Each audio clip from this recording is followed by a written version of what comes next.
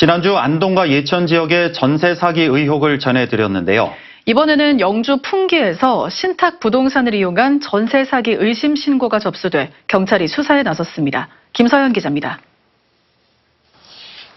영주시 풍기읍의 28세대 규모의 아파트, 주민 10여 명이 모였습니다.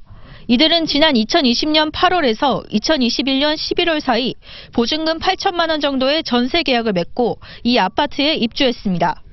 그런데 지난해 4월 난데없이 경매 개시 통보를 받았습니다. 5가구로 시작된 경매 또는 공매 통보는 몇 개월 사이 모두 23가구로 늘었습니다. 대출금까지 지금 갚으라는 상환하라는 연락을 계속 받게 되니까 정말 직장에 나가서 일하기가 지금 굉장히 버거운 거예요. 이런 집을 저희가 어떻게 울며 겨자 먹기로 지금 매매를 할 수 있는지. 이 아파트는 이른바 신탁 부동산이었습니다. 집주인이 소유권을 신탁회사에 넘겨 대출을 받은 건데 집주인이 채무를 갚지 않자 신탁회사가 아파트를 공매로 넘긴 겁니다. 집주인이 신탁회사의 동의 없이 임대차 계약을 맺을 경우 세입자의 보증금은 후순위로 밀리게 됩니다. 하지만 계약 당시 부동산 중개인들은 담보 신탁 관계를 보여주는 신탁 원부를 보여주지도 않았고 신탁 물건이지만 안전하다는 말만 되풀이했다는 게 세입자들의 주장입니다.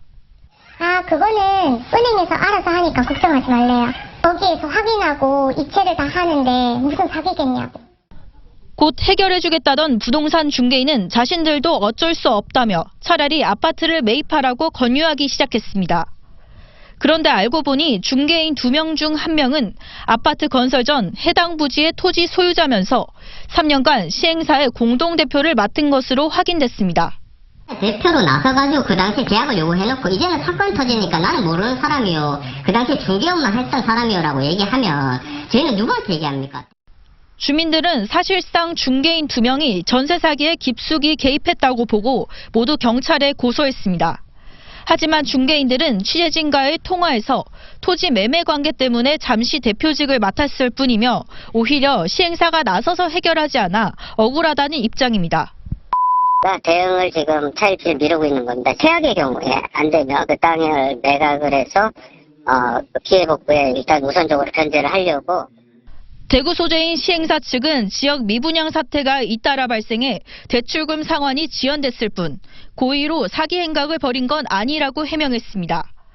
경찰은 이들 중개인 2명에 대해 사기와 공인중개사법 위반 등 혐의로 구속영장을 신청했지만 법원은 증거가 불충분하다며 기각했습니다. MBC 뉴스 김서연입니다.